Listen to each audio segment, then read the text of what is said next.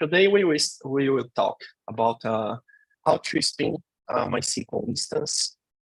What is like we will go over the basics of how to set up MySQL, why SQL is important, and for those like who are interested in going to data science, what is the motivation behind learning and setting a SQL database, right?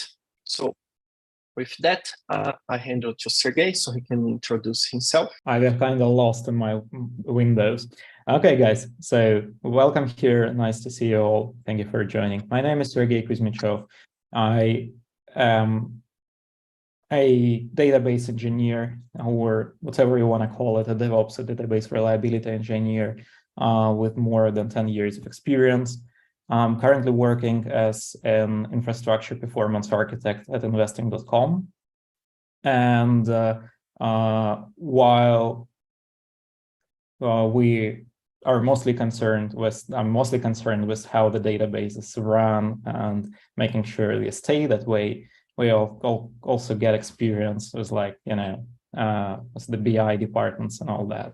So I'm also a co-author of the book Learning MySQL, which we wrote with Winnie. It is a second edition, and we will show a couple of links to how to get it a bit later if you want. So this presentation is a kind of a condensed part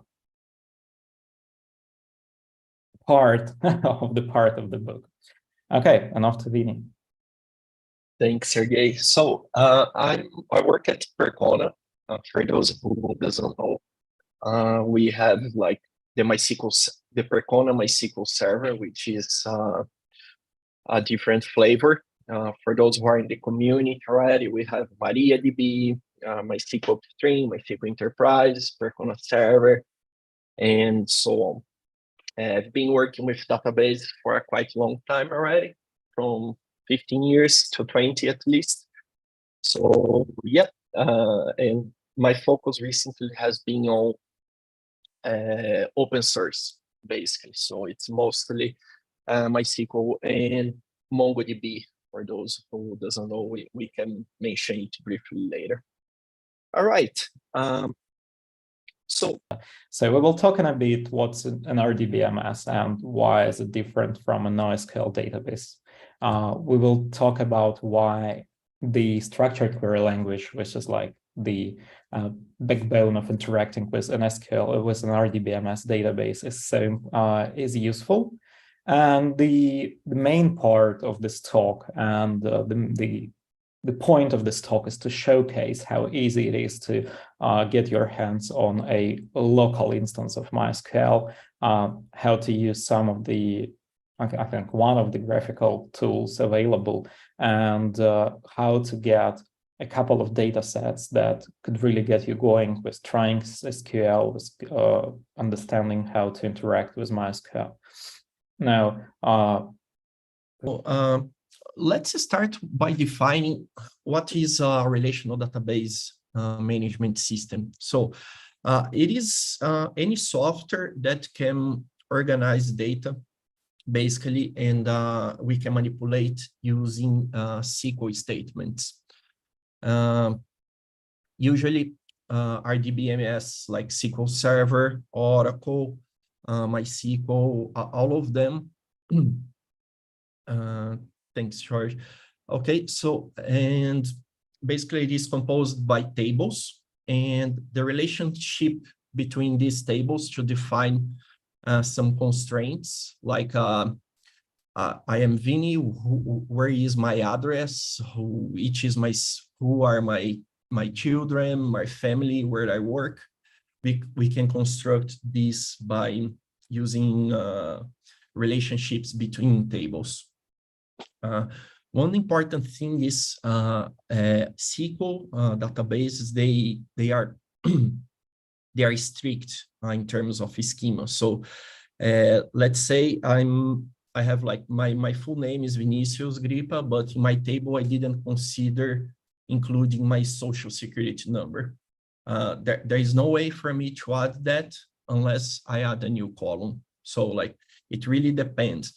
When we talk about MongoDB, for example, you can create schemas with like Vinicius without last name, with social security number, with dog name, whatever. Like the schema is very flexible. And well, SQL is the the language that we use to extract, transform, manipulate data, and work on. So this is an example. I like to pick because, well, at least me, I started working with Excel and those spreadsheets. And I think we can call a spreadsheet also like not exactly a database because of security data consistency issues, but it follows the same idea, you know? So this is basically like a spreadsheet where you will have your IDs, where we call it, for example, primary key. Again, social security number is kind of a primary key. Everyone has one, it's different. And we have the other columns defining what we want. And of course, for each line, we call it rows or a tuple. And in each column, you have the data value.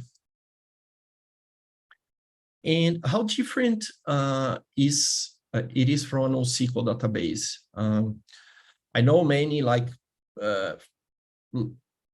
already heard about, for example, big data or something like this, where people are storing like enormous volumes of data, like from audios, from everything, like in an unstructured way. So this is an example, like it demonstrates how like different it is a traditional database, SQL database, compared to the most famous NoSQL database. For example, key value, which is Cassandra is a good example. Graph, which is mostly used by social companies. For example, one of these databases are Neo4j. Document, the most well-known is MongoDB. And column store, we have, I forgot the name now. But yeah, we have another database for a column store dedicated for that.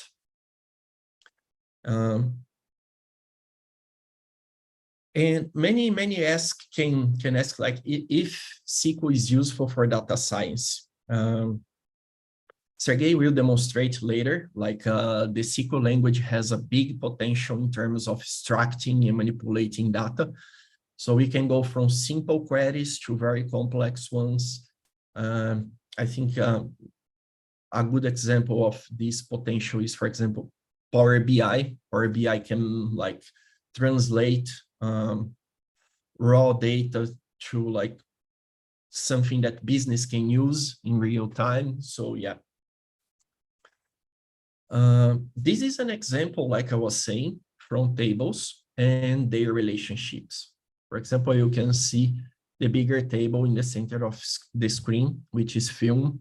It is linked to film actor, film category, for example, and how you, if you want to extract information like, for example, avatar, from which category avatar movie is, like you need to join two tables.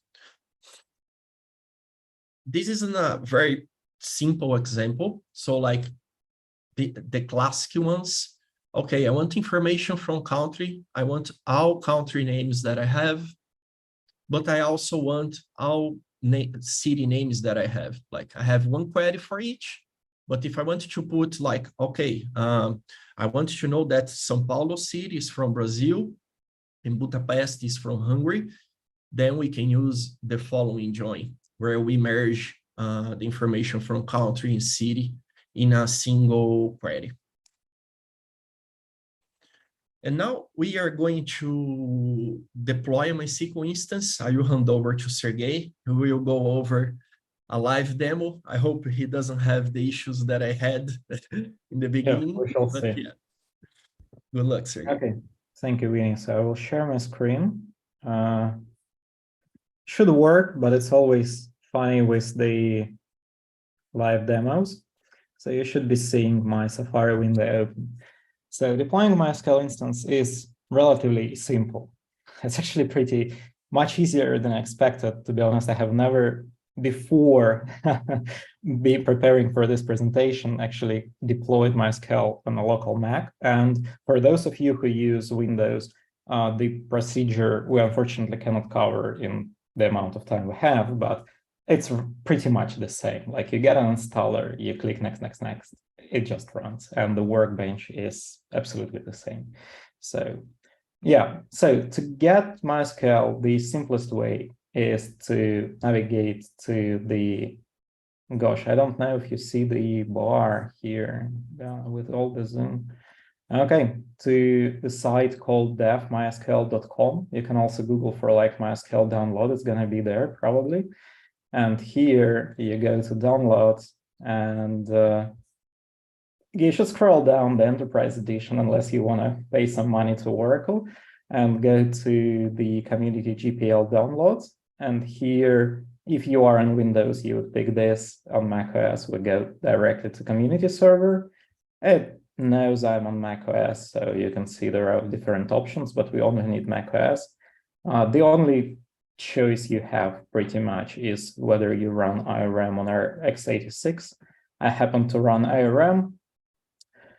So I will save you downloading this image. I have already done that. So I've pretty much prepared everything. So once it's there in your downloads folder or whatever, just, you know, the usual stuff, open, and we should get something, I hope. Yeah, it's unsigned, but who cares? Yes, I do allow that. Alrighty then. So, and like, it's gonna be really, really simple. So you might want to read the license if you'd like, but it's okay. We don't care where it's installed. And I guess it's my password now. Okay. Gosh.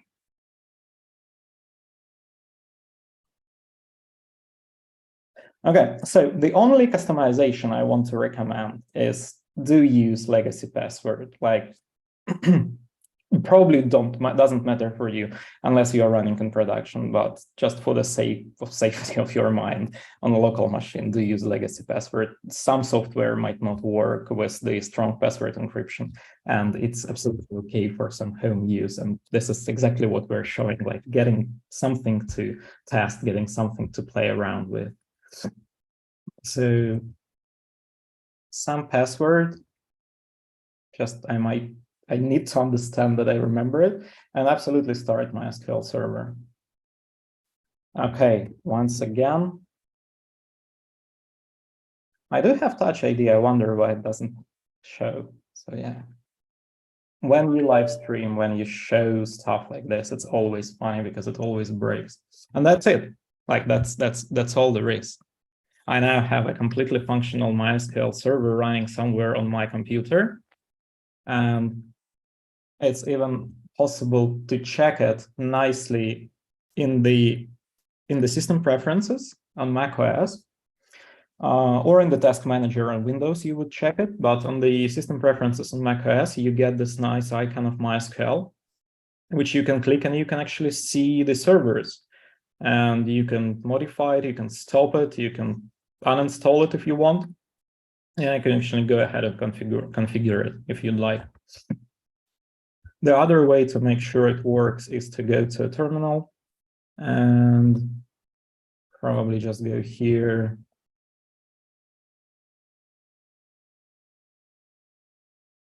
All right. And it should work without this thingy. It's okay. CLI is something a bit more advanced. Yeah. Because you have to type the passwords correctly. But yeah, this is MySQL. Now, yeah, I have a fully functional MySQL instance running on my laptop like that. It's not even 30 minutes, but the presentation is still going. So I believe Vinicius will show you something more.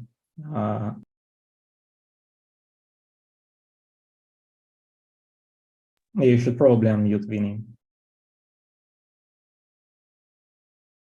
Yeah, sorry. Let me go back to our presentation. And I hope you guys can see it again. The next step is one of the methods to deploy MySQL, apart from doing locally, as Sergey did by installing. Basically, macOS and Windows is next finish. You just need to put your password. We can use Docker. Docker is kind of a virtualization, and it works a little bit different from, for example, from VirtualBox or even a EC2 instance from AWS, because you don't have the West operating system beneath it. So Docker runs directly in the container engine, and it is expected to be faster, at least faster to deploy.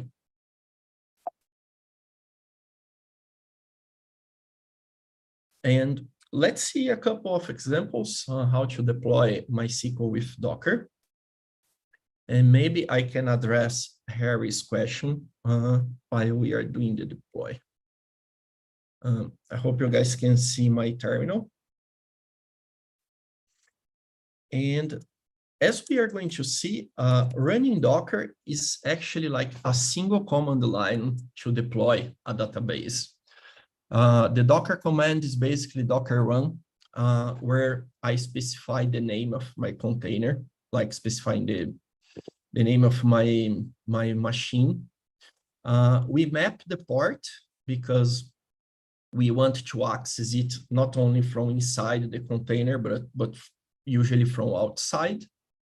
We are defining the password, and this is the image like I'm using on MySQL server, the latest version.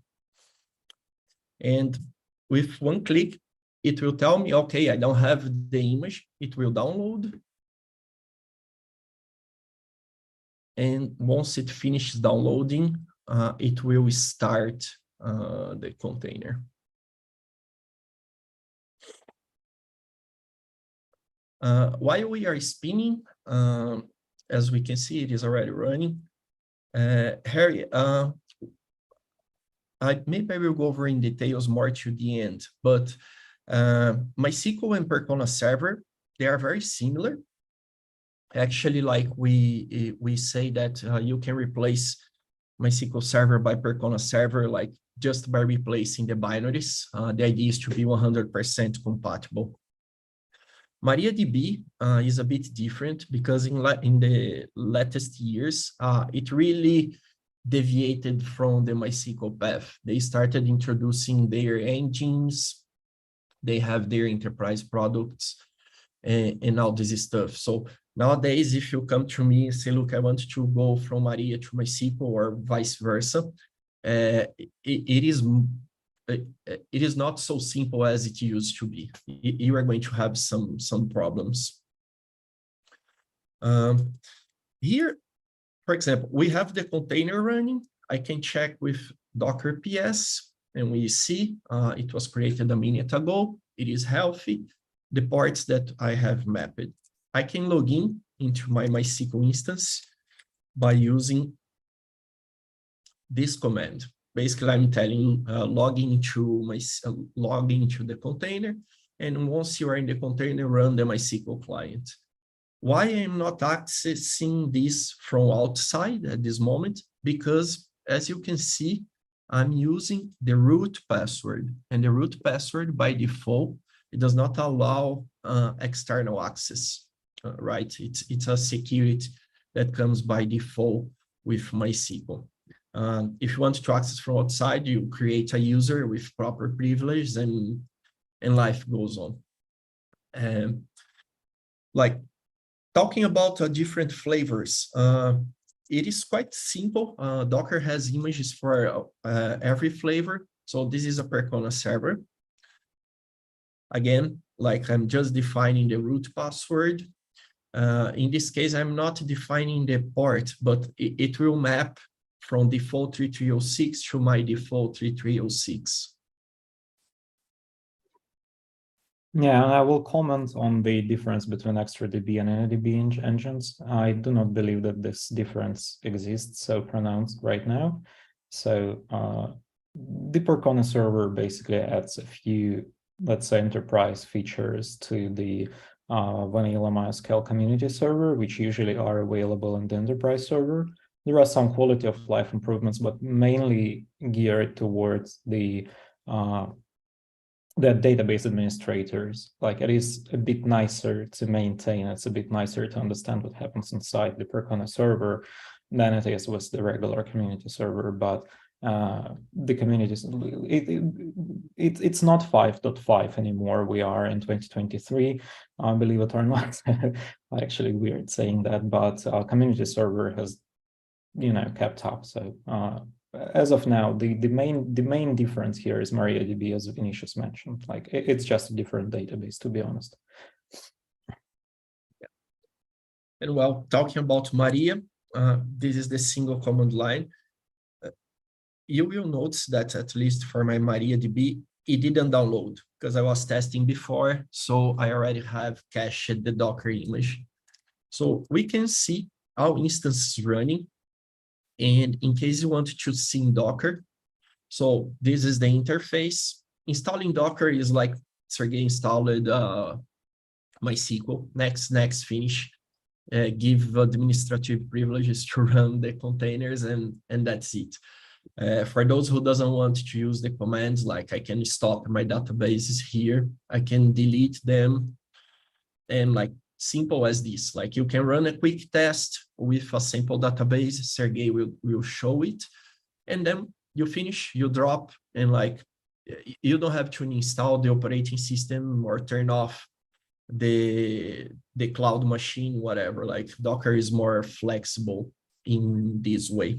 But do note like that if you are a really basic user and you don't have experience with Docker, then Docker itself has some learning curve. Like, it is, you should probably know Docker before doing MySQL with Docker. I also want to answer a question from Chuck. With MySQL, is it possible to schedule queries or create stored procedures? Yes, it is. It is possible to schedule events, and it is possible to create stored procedures. So both are possible to do. Although we will not talk about that during this presentation, but it's definitely something you can do. All right. So yeah, now where we are, what's next? Yeah. I will hand over to Sergey, but just to mention, like, if you guys are using Apple computers, ARM architecture, you will have to download the specific Docker version for this.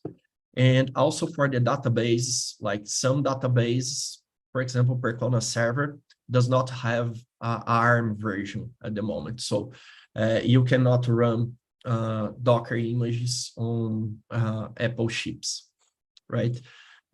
So, and to answer Harry, is MySQL HeatWave open source? No, HeatWave is particular for Oracle Cloud, or the OCI, and it's proprietary. There is no version available. And with that, I hand over to Sergey on how to manipulate the MySQL interface. Alrighty then. So the first in the menu is CLI. Definitely not something I recommend doing unless you want to do that specifically. But as I showed to you, you can go to MySQL. I do not remember out of top of my head where you will have the MySQL exe on Windows. I had some trouble finding it on macOS even, but it is doable. Like, the binary is somewhere there. If you have installed the MySQL server, you will have the MySQL client, and this is the basic client we have. So you can go ahead and do like show databases and see that the bare MySQL instance is pretty bare. It has nothing inside it. Like the only stuff you have is the system stuff within the MySQL schema or a database, as it's called, and you probably should not mess around with this stuff. So this is CLI. We're not going to pay a lot of attention to it. It exists. You can do that. It's super convenient. It's my preferred way to do things, but it has some learning curve. And unless it's something you want to do, don't bother about it. So now to the more user-friendly stuff. So MySQL provides a graphical interface to it, which is called the Workbench. Again, exists for Windows, exists for macOS. So with Workbench, yeah, you can see Windows, Ubuntu, whatever. For macOS, surprisingly, you only have the x86 package, but if you run an ARM processor, don't worry, it's just gonna work slightly slower probably, but it works. So again, I will spare you the download. I have already downloaded it. So I think should be relatively easy. Yeah, this one is even simpler. No installation other than putting it into application folder and waiting for it for a bit. Cool. So now what I can do is I can find it and run it. It will be asking whether you really want to run something you downloaded from the internet.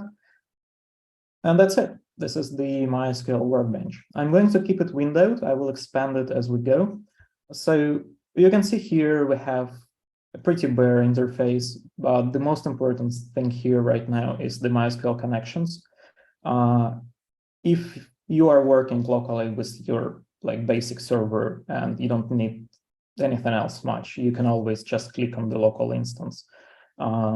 If you want to access something different, you probably want to click new connection, and then you can type a new name like fancy DB. You need to know the host name, which is either an IP address or like a DNS name that they would give you. And you would also need to know the username and probably the password. So you can test connection as usual. We will not do that right now. So with the local instance, it should have asked me about the password and whether I want to store it in the keychain. Because I have already done that, and I didn't want to reset my OS, it didn't ask that. I'm also not going to restore the workspace. So this is where you get when you open a bare instance. You don't have too much to explore. By default, Workbench doesn't show you the schemas that are kind of database specific, so you cannot really snoop around much. There is nothing to look here. That's pretty much it. Some tables, some views, that's it. We can make sure it works by using the same query I used and show databases probably. Yeah. We can see the very same databases, but this is the Workbench, and I will show you it in slightly more detail. It has a lot of functionality and a bit difficult to cramp it all in a short time, but the basic functionality is you have a connection, you pick a schema, you write a query, you execute a query, you get a result set, which you can export if you want. Now, this is pretty much what we want from the database interface. There are a lot of database-specific stuff here, administration-specific stuff here, which not everybody needs. So today we're kind of focusing on the running queries part of it. And Vinny, I believe you can tell a bit about the demo databases, or is it me? If you want to proceed with Sakila, that is fine. Okay, cool. So before we kind of proceed with the Workbench, and from now on, Vinny, if you want, you can just interrupt. And if you think we have a question that needs answering, also let me know. So to actually get some data, the easiest way to do it is the way, for instance, we did when we were writing the book, is we need to get some data. We need to actually write some queries that people could be executing while they're reading the book. And so the Oracle itself provides example databases. So again, you can always Google or search however you want with ChatGPT for example databases. And the two databases that I like, and I guess Vinny agrees with me, is the employee database and the Sakila database. The employee and Sakila database are pretty basic. Sakila is a bit more intertwined. Maybe I can pull a slide somewhere. Maybe not. Not sure if it will work. It should work. Yeah, this is Sakila database.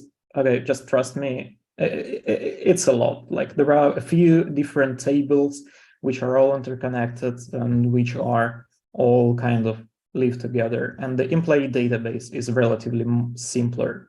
Like it's just fewer tables all over. But the employee database is just a little bit bigger. It has many more rows. I think it's 135 megabytes of compressed. It's not a lot, not big data, but it's definitely something that you can like finesse your SQL skills upon. I think as a curiosity, the employee database was created by the community, not from Oracle. I think it's a probably project. I'm not sure. Like every one of them has like its own documentation. The Sakila has its own like actually like its own queue documentation with history, even like when it began and why. There are many more databases out there, including like the famous New York City taxi rides, which is like billions and billions of data points. But for your basic home setup, this should be okay. Now, the downloading is simple. For Sakila, you just get the zip file. It's going to be natively openable both on Windows and on Linux. You just get a directory out of it, and there are two files, which I will show you. For the employees database, it links you to GitHub. On GitHub, all you need to do is go to releases and get the tarball, the tar.gz file. It's slightly more difficult to install, but not by much. So now I actually have both of them ready here. So I have SakilaDB and the TestDB ready. I will go to the Finder and I will start with SakilaDB. So just, did I double click? Did I not double click? Yeah, now I double clicked. So I just double clicked and I get my schema and the data. The schema is the definition of the tables and relations between the tables, and the data is the data. And so it's separated if you want to explore the schema without touching the data or do some modification on your own. So how to load it in Workbench? That's really super simple. We just need to open the files, schema, execute.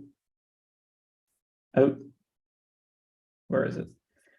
Yep, should be all green. It couldn't drop the schema, so it's a warning, but it's not an error. That's it, basically. I think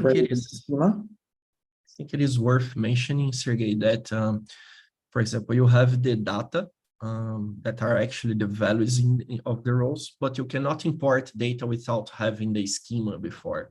As we said, I guess that's a fair comment. So yeah. The schema is like a scaffolding for your data. So you define the table actor, and you can have the actor ID, the first name, last update. All of those are columns with their data types associated with them. And the data in the RDBMS, data without the table definition is useless. Like it's just a bunch of text. You cannot make sense of the data without the associated schema. It's mostly true for all the data sets, to be honest, but it's impossible to load data into MySQL without specifying the schema. There are ways to load plain files out there. We describe them in the book, but you will have to specify the schema for the plain files. Okay, so once the schema is there, we just need to go ahead and run the data. Probably gonna run for some time, maybe, or not. Maybe even not, I don't know. Let's explore. So you can see what I did is I clicked this refresh button. It refreshed my schemas and Sakila appeared. I can navigate to the actor and I can do like double click on it to get the right mouse button action and get the limit 1000. And I should see some data here. Okay, yeah. I will expand the interface. Just let me know if it doesn't work for some reason or you don't see something. So this is the output. I have 200, I believe, actors there, and that's what I have. So again, Sakila is much more compact. As far as Workbench goes, the interesting thing you can do with the database is you can, I think, do the schema inspector. And you can do here, no, probably not something that I wanted to show, but it is possible, I think, to generate like the overview of the database here with like how the tables are related to each other. Alrighty then, so this is the Aquila. We will get to it, we'll run a couple of queries on it. But now the employees database. The employees database, as I said, is a bit more convoluted. On both macOS and Windows, by default, I believe you will be able to extract it, but you will need to use terminal. I believe there are applications for both of them that can do this, but yeah, terminal it is. So just RxVF. And within the test DB, there should be something like employees SQL, which I believe is just what we need. And so I'm not sure if Workbench would work with it. The employees are slightly more advanced to install, so you actually have to use CLI here. But if I go back to MySQL here, I can pipe to it the employees SQL file. If you don't know what this does, just trust. It just will read this file into the MySQL. It will give it as an input. And so yeah, it's gonna take a bit of time. I hope not a lot. But you can definitely see it doesn't take a moment, so it's a bit more data. We do have some time, Winnie. If you want, we can answer a question or something. I was going to say maybe we can answer Yeah, questions. So, how do you handle the CI/CD with MySQL? I've noticed GitHub doesn't like files greater than 50 MB. Should you just mock the DB for the test suite and link to the DB in an adjacent folder? Like the size and the question is a bit of a, like, I have a question to the question, but I will assume something, okay? And if I'm assuming, my assumption is wrong, just let us know, okay? But I assume what you ask is if you want to have like a sample data set, sample database in your repository, I guess that's okay. I think GitHub has like LFS, large file support. It should be okay with really, really large files. Other than that, you can always, in your CI/CD, if we're talking about sample databases again, you can just download it from somewhere and use a technique like I'm showing here to just populate the database, because in your CI/CD pipeline, you will probably be running a fresh instance of MySQL, which you will populate with the test data, which you will then run tests upon. If we're talking about something like managing changes to the production data, oh boy, that's like a whole topic of a conversation for maybe a webinar or two. There is no easy way to do that. There is no simple way to do that. All the software that tells you that it's going to do that magically probably doesn't do it magically. And there is a lot of interhuman communication involved, and it always breaks. So it's just a hell. But it is how it is.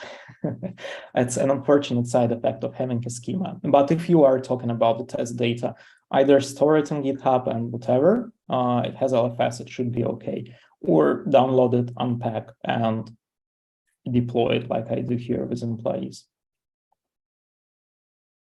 Okay, that's my answer. Okay, there is another question here. Can I use MySQL without a container like Docker from Joy? Yes, Joy, Sergey demonstrated you can deploy it locally. If you are using a cloud environment like AWS, you can use the famous RDS, where you are going to have the database as a service. So you don't need to worry. The service will be run, you have backups, high availability, all this stuff. It depends how much you want to pay. But yeah, there are many ways to deploy a MySQL database. It doesn't need necessarily to be only on Docker. Yeah, and while you were talking, I went out of my nice place where I was having all my files here, so sorry. But what I was showing to you is that actually, like in the beginning of this presentation, I actually installed MySQL locally on my machine, like on my macOS, it's the same on Windows. And I can actually see in system preferences, there is MySQL running right now on my computer, and it's gonna stay running forever. I can just never stop it. It doesn't use a lot of resources by default. It's pretty compact, so like it's not a problem. Not Slack or Chrome by any means. Okay, so now we have two data sets installed. We can go back to the workbench. And again, this is Sakila. I can do refresh. Now I have employees. And now in employees, if I go to employees, yeah, it's like the table is called the same schema. I'm going to clear this. We will not need this for a while. Now you will see that I limited, I think this is limited to 1,000 rows by default, right? So, and there are going to be 1,000 rows here. There are actually going to be a lot of rows in this table. Let me just run the count. 300,000 rows. Yeah, right. Actually, haven't ever checked how many rows are there, but it's quite a lot. So the Sakila is more about how the tables are related, not a lot of data, but you have all these inventories and film texts and stuff like that. You also have some views. I'm not sure. Yeah, I actually have stored procedures. I remember a question about stored procedures in MySQL. You do have those. So you can send SQL to editor, maybe. Create statement. Okay, so this is the stored procedure that, what does it do? Probably checks whether the film is in stock or not. So maybe used somewhere within the Sakila schema.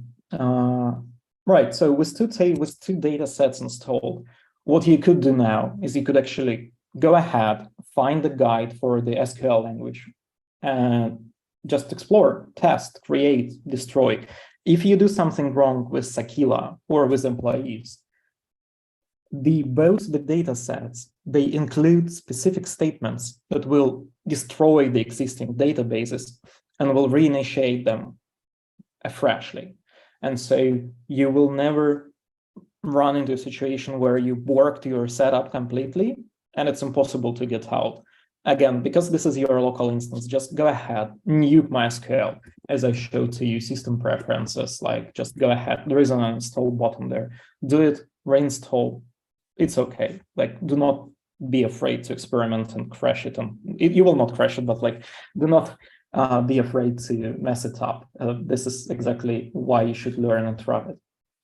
So now I have also prepared a couple of queries. I mean, Vinny, do you want to jump in before I proceed to those? Because that's like the really, really finish line of this.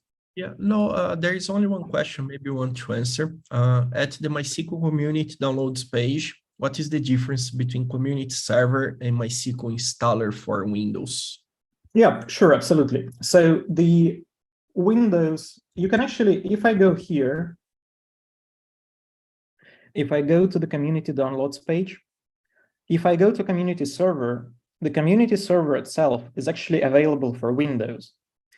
It's just available as a zip archive. And within that zip archive, I will try to download it maybe. Also, whenever you are doing the downloads, you don't need to log in or sign up. You can always say, thank you, I just want to download something. So I will download it in the background, but as far as I remember, the zip file that you have for the community server, the interface, I think, yes. Oh, come on. Yeah, do this and it will work. Okay, yeah, okay, cool. So I should submit it back to Oracle. So the zip file is just, the server as contents doesn't give you any guidance of installation of whatever. Unlike for macOS, I showed you the DMG. The DMG for macOS, you can also see here you have a tarball. The tarball is just the server as files, but you kind of have to set it up yourself. The DMG is the installer. For Windows, I don't know why, for legacy reasons, or it's just so convenient, the installation is a different link. You can also see that there is an installer that is smaller in size than the full instance that's gonna just download MySQL during the installation phase. So in the process that I showed you, where I picked community server, it's just the peculiarity of macOS. To be honest, it should have been like MySQL installer for macOS here, probably for consistency. If I was doing this, I would do it this way, but it is how it is. So you definitely just pick installer for Windows. It's gonna be the simpler way to do stuff. Maybe I even downloaded the Windows MySQL 64. Why did it unzip? Yeah, you can see that the server, I'm actually just showing files in the terminal.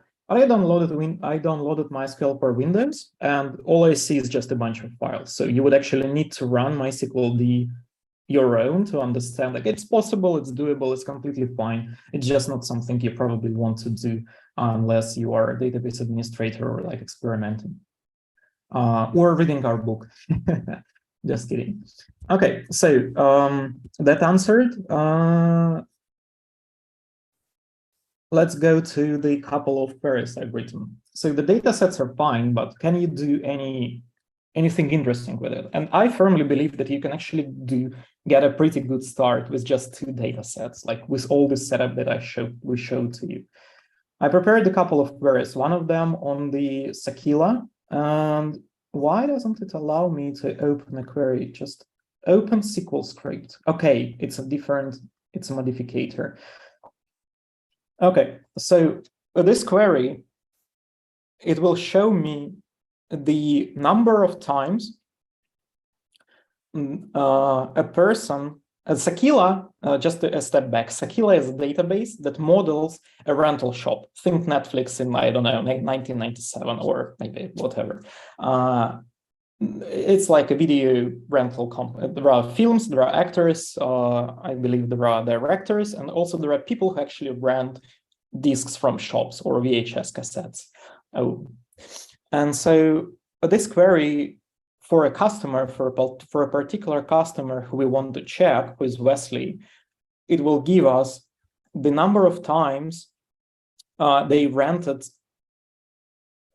films broken down by categories, with a particular emphasis on showing all the categories, even those that they have never rented anything from. And so when you deal something about Workbench before we run the query, you have to, it highlights the current schema, and there is a bit of a concern with word schema. Schema means a few things in databases as usual, but schema is a definition of a table, kind of what are the columns in the table. Schema also means a logical schema as a logical schema of the database as a container of tables. So it would usually, I think it would be better to call this databases, but okay, schemas. So if I run this in employees, I get an error. I have to double click Sakila, and then it will execute. And it will tell me that Wesley probably likes game movies a lot, also some foreign documentaries, but he doesn't like action and doesn't like sci-fi. So as far as simple queries go, this one is assembled from a really few concepts, really simple basic concepts, but it's like, it's not as straightforward to come to as you can imagine, as you might imagine. So this is Sakila query. I also have one more for the employees, which is a bit more advanced, a bit more interesting, perhaps. This one uses MySQL 8 features of the common table expressions and the window functions. And what we do here is we use common table expressions to make our query nicer, disregard performance for now, to make our queries nicer, to just not have a select and then like a lot of text within it. And we use the window functions to analyze the data and to get some interesting data points here. So this is a really basic example, but what we do is for all the current employees, we want to see employee first name, last name, their title as a job title, their department, their salary, and also make some analysis on their salary. In particularly, we want to see how their salary relates to all the other salaries in their department, as in percentage values, where 100% is the top salary and 0% is the lowest salary. And also we want to see the minimum and average salary per the department on every row, so that we can pick an employee and we can immediately see what's his salary, but not only just the value of his salary, their salary, but also the how it relates to other salaries in the department. You could also do a breakdown for all the companies, but you don't even need window functions for that. So it's slightly more interesting for the department. So again, I will run it.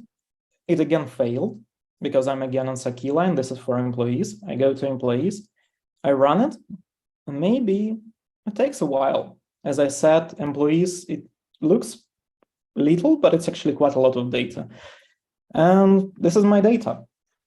We can see that probably it's nice to be a senior staff in sales, to be honest, in this particular company. But you can see that 3 people in sales earn quite a lot of money, and they are like the 100%. They are the bucket number 1 of the salaries. And as you scroll down, you will start finding other departments, and the salaries will decrease, and so on and so forth. So maybe we can do like ASC just to showcase it a bit differently. But again, this is talking about SQL. We aim to talk about how to get dirty with it. And so salary PCT 0 means the lowest salary in this particular department. And you can actually see that it's the minimal salary. All right. So as far as live demo goes, this is the last one that I had. Surprisingly, nothing broke much. I will stop sharing. And Vinny, do you want to close? I think we have a couple of questions. Yeah, the Windows installer, MSI installer listed twice. So let me just answer that real quick. Installer for Windows. You have, yeah, I think I answered this live, but yeah, I will mention it again. So this one, it says installer web community. What will happen is, when you run this installer, it will download MySQL for you while installing. With this installer, the MySQL server is actually embedded. Like, you cannot get MySQL magically from 5 megabytes. You will still have to get all those megabytes. It will happen later. This is useful if maybe you just want to pass installer somewhere, but that somewhere has an internet, but you don't want to remember where to get this. So other than that, maybe a bootstrap but yeah, I don't even know why would you use it. The question is there a web app? Is there a portable app? For MySQL, actually a good question. There probably should be like a ton of web apps to interface with MySQL. There are a ton of web apps in general to interact with the RDBMS using SQL. On top of my head, I cannot remember a web app, but there should definitely be something. You can hit us up on our links and we can find you some examples. Perfect. And there was one question in the chat about your book. So they want to kind of have you guys give them a 30-second pitch on why should they buy your book versus, I think there must be another similar one out there. Yeah, well, there are a lot of books, but what I like, not only because I wrote it, but I had the whole years of experience, how I suffered to learn and to reach where I am today. So like I wrote the book thinking about, okay, if I wanted to start my career today, what kind of information I would like to have to make my path easier to get to the top. So I think that's how the book is structured. There is much more content than what we spoke here today. It goes really deep. Apart, it is saying learning MySQL, but there are some complex topics like database in production, monitoring, which Sergey can talk more about. Yeah, my 30-second pitch is that it's actually called Learning MySQL. But while writing this book, I had a feeling that it would probably benefit from being written, Learn Databases with MySQL. So this book is, it has kind of a multiple approaches. You do learn MySQL as you go, and you can use it as sort of a reference going back to learning about MySQL topics. But also, if you just want to know about RDBMS in general, this book by giving you example of MySQL gives you a nice foundation for any database out there. It doesn't go too deep into MySQL specifically, and where it goes, we make sure to be comparing it with something different, like maybe PostgreSQL or Oracle. So yeah. And you can get it from O'Reilly or from Amazon, ebook and paperback. So Vinny, is it you jumping around? Yeah, no, I'm just as you said, like if anyone is interested in this, just one point Sergey said, the book gives foundation for SQL database, Postgres, Oracle, SQL Server. We're not going to use this book to learn MongoDB or Cassandra, like then it is not related. Again, like we are hiring, if someone is interested in this word, I mean Percona, because me and Sergey, we work at different companies, so I will leave him to advertise his. Sergey, do you want to say a word or two? Yeah, I wrote about our company here, unlike you. So Percona is you don't know what it does. You can learn about what we do here. It's just, it's a portal where you get financial markets overview, where you get quotes, news, indicators, technical analysis, what have you. We do have open positions. So if you want to explore, look around, come see. I think that's it. Okay. We conclude, Nathan. And Perfect. Sounds good. There is one question left. It's actually a good one. I think MySQL has the geospatial data. I personally have never, I've been lucky or unlucky, as you wish, to have never been working with geospatial data, GIS, PostGIS, whatever. So like I haven't touched it, but I think there is, at least I saw briefly that there are geospatial data types in MySQL. So maybe you can do something with GIS data, but yeah, you will have to check about a bit about it. Okay, sounds good. As far as basic geometry goes, Sean, it should do that. Like more advanced stuff, I'm not sure, but it should work. Yeah. Perfect. All right. So I am going to take the screen from you because I am going to close us out here. So thank you all for joining today. Big thanks to Sergey and Vinny.